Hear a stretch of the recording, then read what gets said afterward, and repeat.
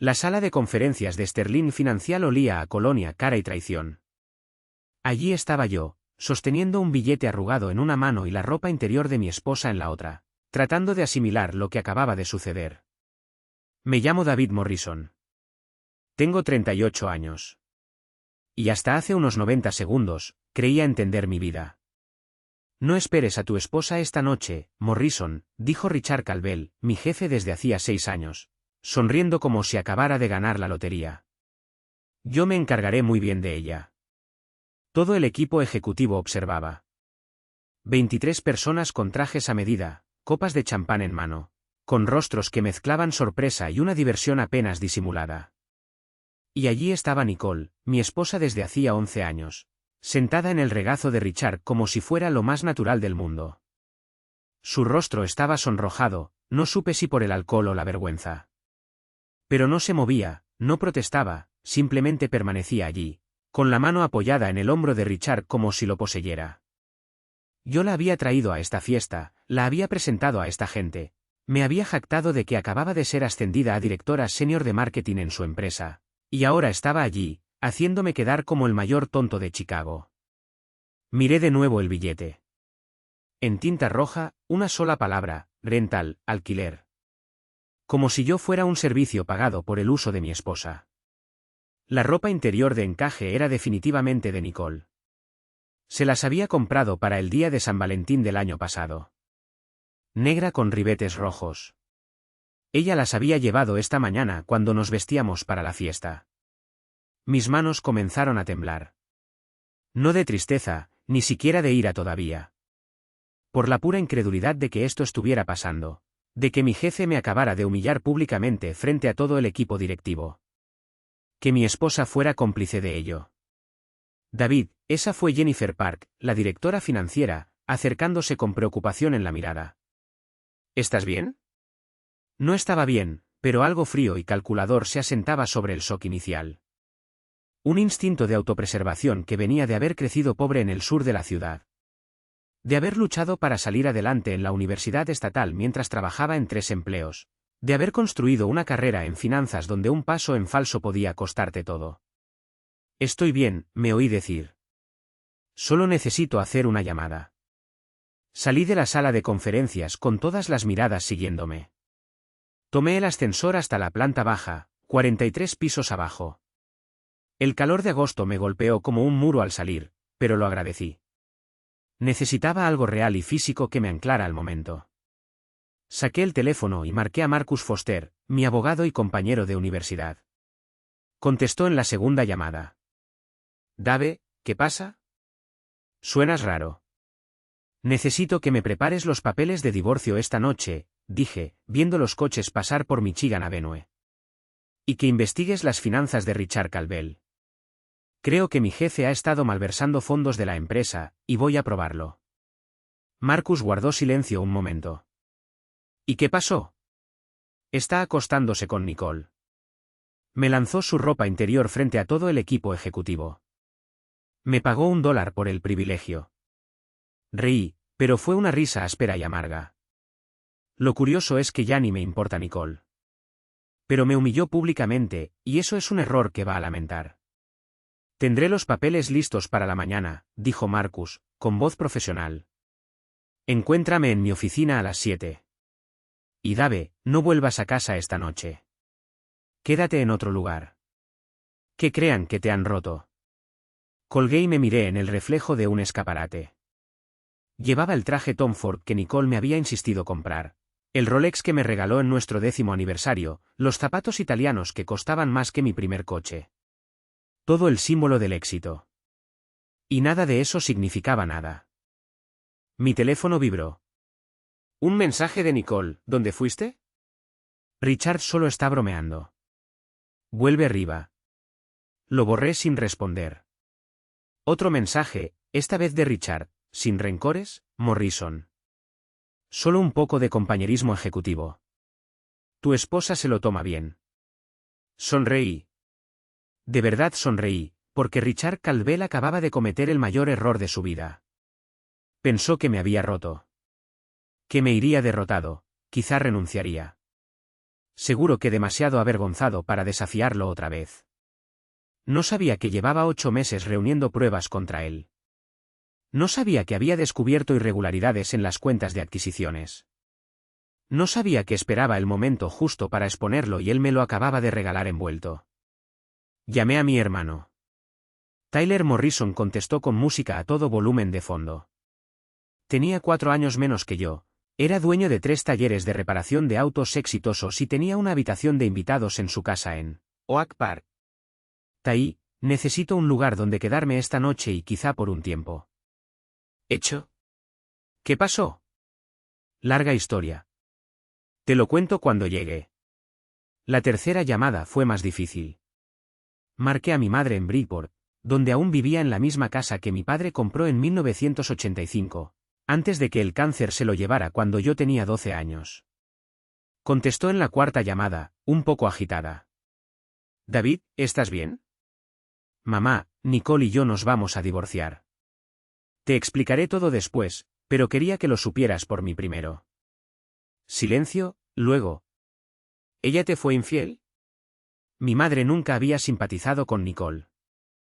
Decía que era demasiado ambiciosa, demasiado preocupada por las apariencias, demasiado interesada en el estatus.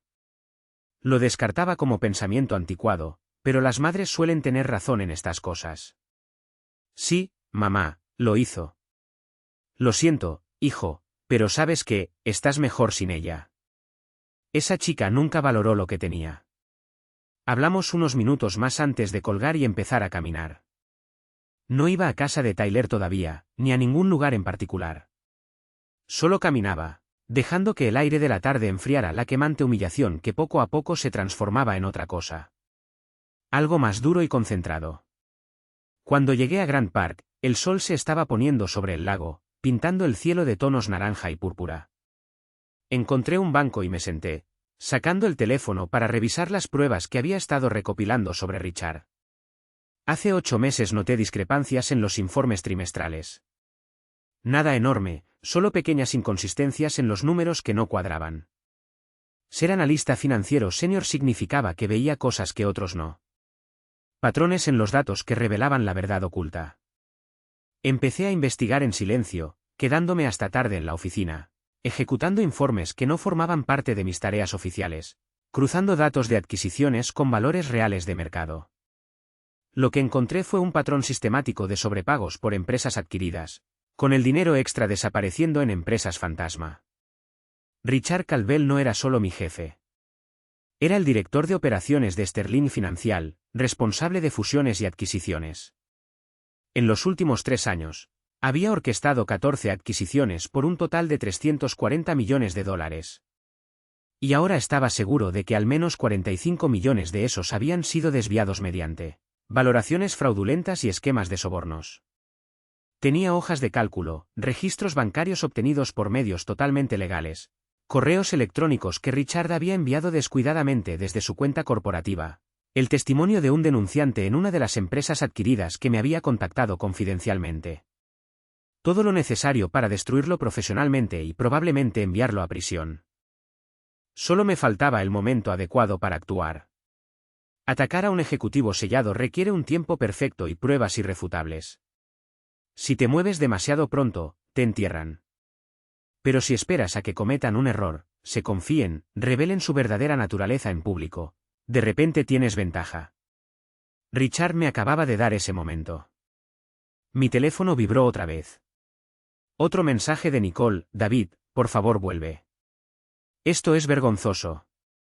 La gente pregunta dónde fuiste. Escribí: pregúntale a Richard. Parece que él tiene todas las respuestas esta noche. Su respuesta fue inmediata: estás siendo infantil. Solo fue una broma. Encuéntrame en la oficina de Marcus Foster mañana a las 7. Él tendrá papeles para que firmes. ¿Qué papeles? Papeles de divorcio. Ya que Richard te cuida tan bien, supongo que ya no me necesitas. El teléfono empezó a sonar. Nicole llamaba. Lo mandé al buzón de voz. Sonó otra vez. Buzón.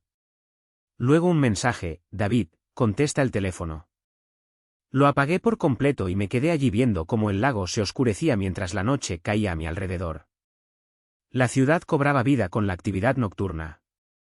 Corredores en el sendero, parejas tomándose de la mano, familias regresando del museo.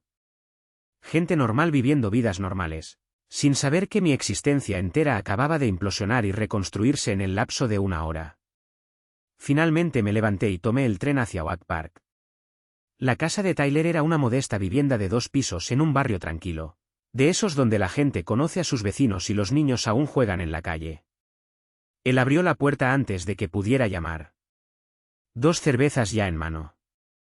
Pareces un desastre, dijo, pasándome una botella. Me siento peor.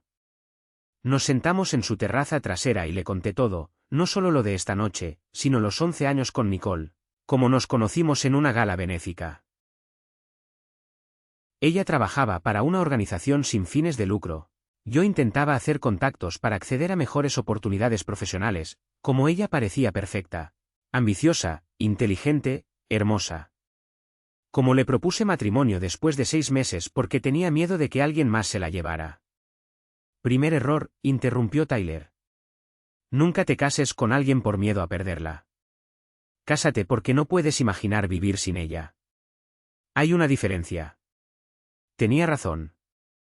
Ahora, con la claridad que da la devastación, podía ver que toda nuestra relación se había basado en el miedo y la competencia, no en el amor.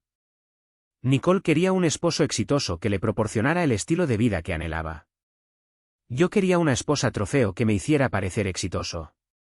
Ambos conseguimos lo que queríamos, y resultó que ninguno realmente lo deseaba. ¿Qué vas a hacer?, preguntó Tyler cuando terminé. Destruir la vida de Richard Calvel, dije simplemente. Y divorciarme de Nicole con el máximo prejuicio. Es mi hermano. Tyler chocó su cerveza con la mía. ¿Necesitas ayuda? Quizá. Depende de lo feo que se ponga esto. Esa noche dormí mejor que en meses. Sin vueltas en la cama. Sin despertarme a las 3 de la madrugada con ansiedad por el trabajo. Solo un sueño profundo y sin sueños en la habitación de invitados de Tyler. Ese tipo de descanso que llega cuando finalmente tienes claridad sobre tu situación. A las 6:30 de la mañana, mi teléfono volvió a la vida con una avalancha de mensajes. 17 de Nicole, 5 de Richard, 3 de Jennifer Park, incluso uno de la asistente del CEO, pidiéndome que llamara a la oficina de inmediato. Ignoré todos y conduje a la oficina de Marcus Foster en el centro. Me esperaba con café y una carpeta gruesa de Manila. Los papeles de divorcio están listos, dijo Marcus, deslizándolos sobre la mesa de conferencias. Illinois es un estado sin culpa, pero con pruebas de infidelidad podemos pelear por una división favorable de los bienes. ¿De cuánto estamos hablando? Ahorros conjuntos de unos $180.000. La casa vale quizá $650.000. Debemos $420.000. 2 autos, ambos pagados. Su 401k tiene unos $90.000. El mío, $240.000. Marcus asintió, tomando notas. ¿Algún acuerdo prenupcial? No. ¿Ni hijos? No, gracias a Dios. Eso lo hace más sencillo. Me miró. Dave, tengo que preguntarte, ¿estás seguro de esto? A veces la gente hace tonterías cuando está borracha. Quizá, Marcus. Ella estaba sentada en su regazo. Me dejó humillarlo frente a 2 docenas de colegas. Esto no es un error de borracho. Esto es quien ella es.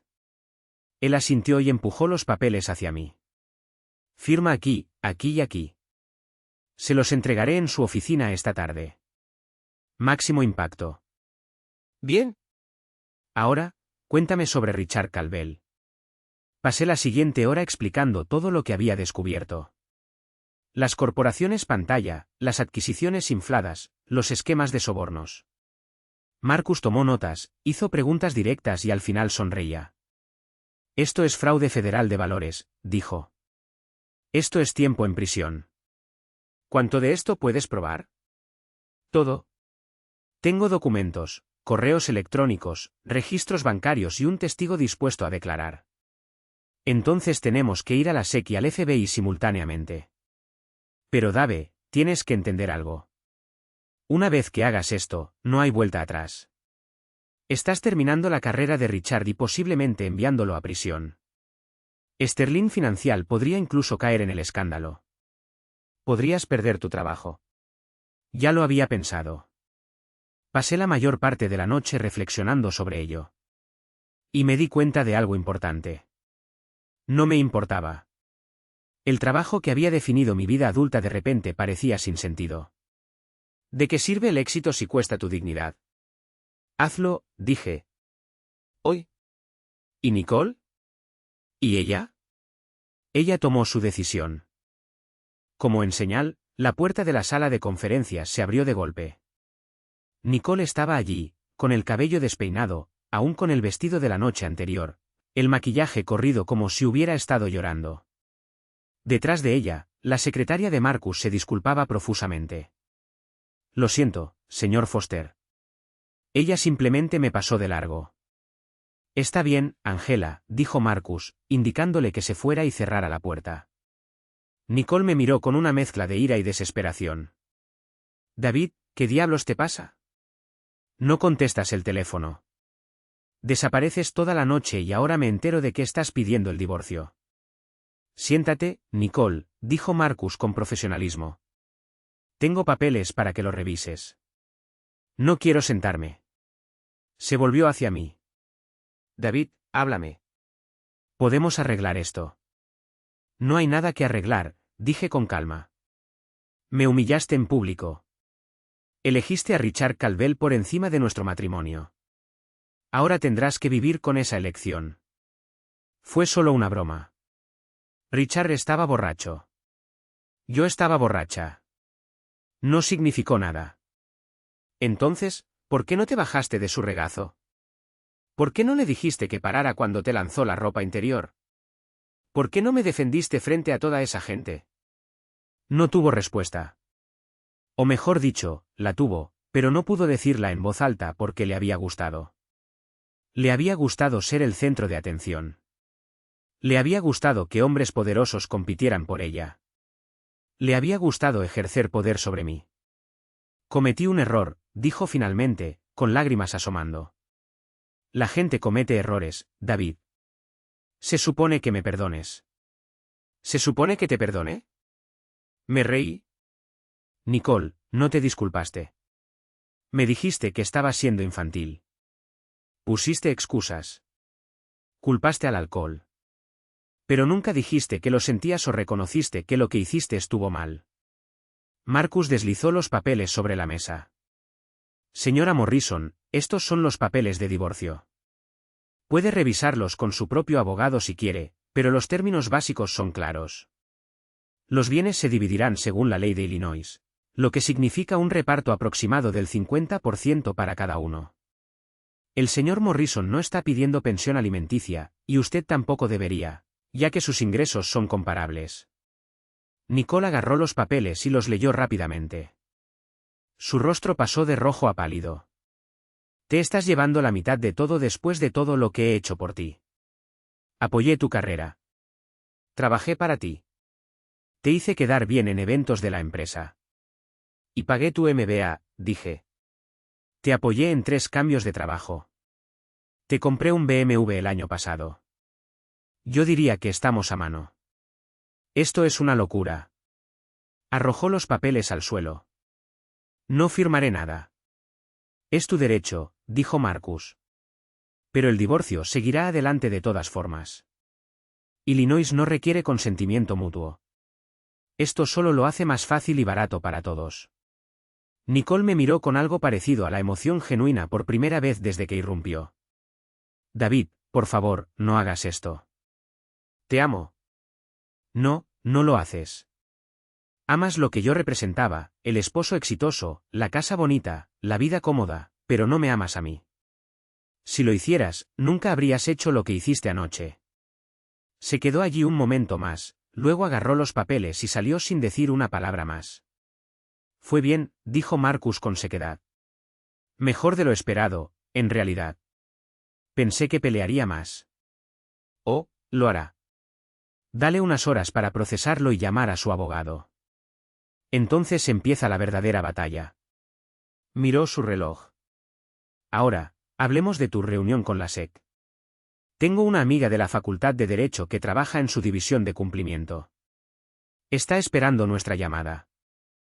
Al mediodía, estaba sentado en un edificio federal en el centro, exponiendo el caso contra Richard Caldwell a 2 investigadores de la SEC y un agente del FBI. Escucharon atentamente. Hicieron preguntas detalladas y al final de la reunión de 3 horas pidieron copias de toda mi documentación. Señor Morrison, dijo el investigador principal de la SEC, esto es extremadamente serio. Si lo que dice es cierto, estamos ante múltiples delitos graves, fraude de valores, fraude electrónico, posiblemente lavado de dinero. Pero debo advertirle, ir contra un ejecutivo de alto nivel en una firma importante va a ser complicado. Atacarán su credibilidad. Escarbarán en su vida personal. ¿Está preparado para eso? Mi vida personal explotó anoche, respondí. No pueden hacerme más daño del que ya tengo. La agente del FBI, una mujer llamada Sarah Chen, que parecía demasiado joven para la autoridad que claramente tenía, se inclinó hacia adelante. Hay algo más que debes saber. Hemos estado investigando a Sterling Financial durante 6 meses. Una denuncia anónima sobre irregularidades en su división de fusiones y adquisiciones, pero no teníamos pruebas suficientes para avanzar. Lo que nos trae podría ser la pista que necesitamos. Eso me tomó por sorpresa. Alguien más los había denunciado. No podía decir quién, pero el momento era bueno. Muy bueno. Ella sonrió levemente. Es casi como si alguien quisiera que Richard Caldwell se confiara y cometiera un error. Pensé en Jennifer Park, la directora financiera que me miró con preocupación anoche. Pensé en cómo la habían pasado por alto para 2 promociones cuando Richard fue ascendido en su lugar. Me pregunté si ella había sido quien alertó a los federales y luego esperó a que Richard se ahorcara solo. ¿Cuánto tardarán en actuar? Pregunté. Depende de qué tan rápido podamos verificar su información, dijo el investigador de la SEC. Podrían ser semanas, podrían ser meses. Mientras tanto, debe actuar con total normalidad en el trabajo. No cambie su comportamiento. No dé pistas de que habló con nosotros. ¿Puede hacer eso? Puedo hacerlo. Pero, como resultó, no tuve que hacerlo. Cuando regresé a mi auto, tenía un mensaje de voz del director de recursos humanos de Sterling Financial pidiéndome que fuera a la oficina de inmediato para una reunión. El tono era formal, cortante, y supe exactamente lo que significaba. Richard Caldwell intentaba despedirme antes de que pudiera destruirlo. Conduje a la oficina y tomé el ascensor hasta el piso ejecutivo. La directora de recursos humanos, Patricia Walsh, esperaba con un guardia de seguridad y una caja de cartón que contenía el contenido de mi escritorio. David, por favor, pase, dijo, con una voz profesionalmente compasiva que dejaba claro que ya había hecho esto antes. Entré a la sala de conferencias donde, apenas 16 horas antes, Richard me había humillado. Él no estaba allí ahora. Tampoco nadie del equipo ejecutivo, salvo Patricia. David, debido a recientes problemas de conducta y preocupaciones sobre tu juicio, te colocamos en licencia administrativa con efecto inmediato, dijo Patricia, deslizando unos papeles sobre la mesa. Seguirás recibiendo tu salario durante 30 días mientras realizamos una investigación sobre las acusaciones de mala conducta en el lugar de trabajo. ¿Qué acusaciones? No puedo discutir los detalles, pero puedo decir que tu comportamiento en el evento de anoche generó serias dudas sobre tu conducta profesional. Casi me reí. Me despedían por haber sido humillado, por ser la víctima de la burla pública de Richard. Era tan absurdo que ni siquiera pude enojarme. Déjame adivinar, dije. Richard Caldwell presentó una queja contra mí. No puedo decir quién presentó qué, pero necesitas firmar estos papeles reconociendo la licencia administrativa y devolver tu tarjeta de acceso al edificio. Firmé sin leer, tomé mi caja con mis pertenencias, entregué la tarjeta y salí de Sterling Financial, suponiendo que sería la última vez. El guardia de seguridad me escoltó hasta el auto como si fuera un criminal. Compañeros con los que había trabajado 6 años me miraban desde las ventanas, probablemente preguntándose qué había hecho para merecer ese paseo de culpable. Guardé mi caja en el maletero, me senté al volante y me quedé un momento procesando lo que acababa de pasar. Entonces llamé a Marcus Foster. Me despidieron, le dije cuando contestó. En realidad, te pusieron en licencia administrativa, que es diferente, y también es la cosa más estúpida que pudieron hacer. ¿Por qué? Porque ahora tienes reclamos por represalias encima de todo lo demás. Reportaste preocupaciones sobre irregularidades financieras, y respondieron sacándote del edificio. Eso es represalia clásica y les va a costar millones. Empecé a reír. No pude evitarlo. En 16 horas, había perdido a mi esposa, mi trabajo y, aparentemente, la razón. Porque me reía en un estacionamiento como un loco. Dave, ¿estás bien? Genial, Marcus. Absolutamente genial. Llama a la SEC y diles que Richard Calvel acaba de despedir al denunciante. A ver qué les parece. Colgué y conduje de regreso a la casa de Tyler, donde pasé el resto de la tarde tirado en su sofá, mirando al techo y preguntándome cómo mi vida se había desmoronado tan por completo y por qué me sentía tan libre. Las siguientes 6 semanas fueron un torbellino de reuniones legales, declaraciones y ver mi antigua vida desintegrarse desde la distancia. Nicole contrató a una abogada agresiva que fue tras todo lo que tenía, la casa, los autos, la mitad de mi fondo de retiro, incluso el reloj de mi abuelo que había pasado por 3 generaciones. Ella va a arrasar con todo, explicó Marcus durante una de nuestras maratónicas sesiones de estrategia. Clásico remordimiento post-infidelidad convertido en agresión. No puede admitir que se equivocó, así que intenta demostrar que tú eres el villano. Mientras tanto, la investigación de la SEC y el FBI contra Richard Calvel avanzaba más rápido de lo esperado. En 3 semanas, congelaron los activos de Sterling Financial y entregaron citaciones a Richard, al director financiero y a otros 6 ejecutivos. La historia salió en el Chicago Tribune un martes por la mañana. Gran firma financiera bajo investigación federal por fraude. Yo estaba en la cocina de Tyler cuando vi el artículo, tomando café y leyendo sobre la destrucción de mi antiguo empleador. La nota no me nombraba como denunciante, pero detallaba acusaciones de fraude sistemático en la división de fusiones y adquisiciones durante 3 años. Pérdidas estimadas para los inversionistas, $45 millones. Mi teléfono empezó a sonar de inmediato. Excompañeros queriendo saber qué sabía. Reporteros pidiendo comentarios. Incluso Nicole llamó, con la voz alterada. David, ¿hiciste esto? ¿Reportaste a Richard al gobierno? Reporté actividad criminal, Nicole, como haría cualquier persona ética. ¿Sabes lo que esto le va a hacer a nuestros activos? Sterling Financial se está derrumbando. Tus opciones sobre acciones no valen nada. Vamos a perderlo todo en el divorcio. Yo ya perdí todo lo que importaba, respondí. El dinero es solo dinero. Ella colgó. El divorcio dio un giro cuando la abogada de Nicole descubrió que había retirado $90.000 de nuestra cuenta conjunta el día después de la fiesta. En realidad, los había movido a una cuenta separada para evitar que ella los vaciara durante el divorcio, pero su abogada lo presentó como ocultación de bienes. Su cliente está cometiendo irregularidades financieras, dijo la abogada de Nicole, un tiburón llamado Douglas Rearen, en una reunión tensa. Está intentando empobrecer deliberadamente a su esposa. Mi cliente protegió los bienes matrimoniales de ser dilapidados, replicó Marcus. Especialmente considerando que la señora Morrison ha estado gastando aproximadamente $3.000 por semana en gastos personales desde la separación. Ropa de diseñador, tratamientos de spa, cenas en restaurantes caros, todo cargado a tarjetas de crédito conjuntas. Eso fue una novedad para mí. Miré los estados de cuenta que Marcus deslizó sobre la mesa, mostrando la orgía de gastos de Nicole en el último mes. Había comprado un bolso nuevo de Gucci, 3 pares de zapatos Louis Vuitton y se había hecho inyecciones de Botox, todo mientras fingía pobreza.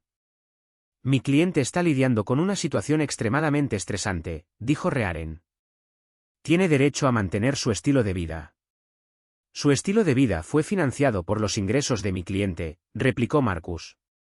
Ingresos que ya no tiene gracias al despido por represalias de la empresa que dirige su amante.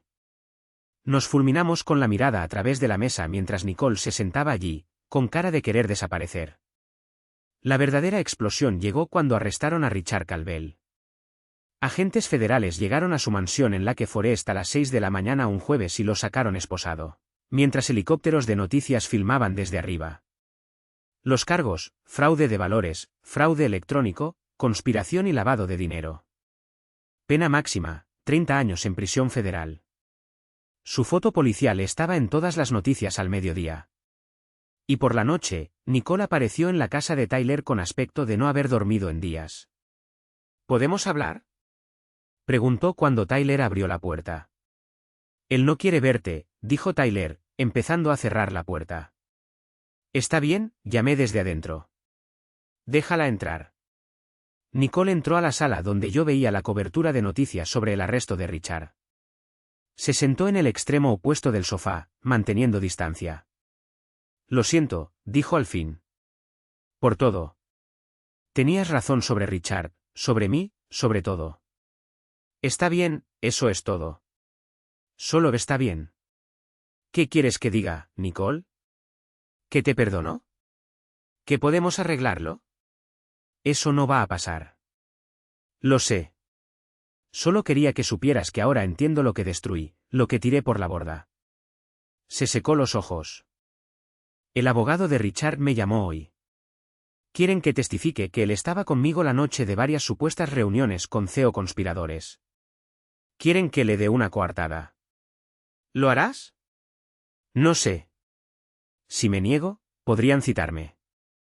Si miento, podría ir a prisión por perjurio. Se rió amargamente. Realmente la cagué, ¿no? Sí, la cagaste. Nos quedamos en silencio unos minutos, viendo cómo las noticias repetían el arresto de Richard por quinta vez en esa hora. La casa va a ser embargada, dijo Nicole en voz baja. No puedo pagar la hipoteca sola, y el banco no va a refinanciar con toda esta incertidumbre. Eso ya no es mi problema. Lo sé. Solo pensé que debías saberlo. Se levantó. Me voy a mudar a Iowa. Mis padres dijeron que puedo quedarme con ellos mientras arreglo las cosas. Empezar de nuevo en un lugar donde nadie sepa de este desastre. Buena suerte con eso. Se dirigió a la puerta y se volvió una última vez. Para lo que vale, David, merecías algo mejor que yo. Espero que encuentres a alguien que valore lo buen hombre que eres. Después de que se fue, Tyler se sentó a mi lado. ¿Estás bien? Sí, creo que finalmente sí. El divorcio se finalizó 3 meses después. Nicole se quedó con la mitad de lo poco que quedaba tras el colapso de Sterling Financial. Yo obtuve mi libertad y un acuerdo con la aseguradora de Sterling Financial por despido injustificado. $1.200.000, más honorarios legales. Richard Caldwell se declaró culpable para evitar el juicio y recibió 15 años en prisión federal. Su esposa lo divorció. Sus hijos no contestaban sus llamadas. Su mansión en Lake Forest fue confiscada y subastada para pagar la restitución a los inversionistas defraudados. En cuanto a mí, tomé el dinero del acuerdo y fundé mi propia firma de consultoría financiera especializada en contabilidad, forense y detección de fraudes. Resulta que destruir el imperio criminal de tu jefe es una excelente carta de presentación. En 6 meses, tenía más clientes de los que podía manejar. Ahora estoy sentado en mi nueva oficina, mirando el río Chicago, pensando en aquella noche en la fiesta, en el billete de $1 y la ropa interior, en cómo Richard Caldwell creyó que me había destruido con un solo acto de humillación pública. Se equivocó. No me destruyó. Me liberó. Me liberó de un matrimonio falso, de un trabajo tóxico y de la ilusión de que el éxito significa algo si lo consigues comprometiendo tu integridad. El billete de $1 está enmarcado en mi pared ahora. Un recordatorio de que a veces lo peor que te puede pasar es en realidad lo mejor. A veces tienes que perderlo todo para descubrir quién eres realmente. Y a veces, el tipo que intenta pagarte $1 por tu dignidad termina pagando con todo lo que tiene. Supe que Richard intentó llamarme desde la prisión el mes pasado. Dejó un mensaje con mi asistente diciendo que quería disculparse. Lo borré sin escucharlo. Algunas personas no merecen tu perdón. Solo merecen las consecuencias de sus decisiones. Nicole me envía una tarjeta de Navidad cada año desde Iowa. No las abro. Y yo, estoy mejor que nunca, mucho mejor que en Sterling Financial. He recuperado mi dignidad, mi integridad y un negocio dedicado a ayudar a otros a descubrir fraudes antes de que los destruyan. Eso vale más que cualquier cantidad de dinero que Richard Calvel pudiera haber ofrecido, aunque sea solo $1.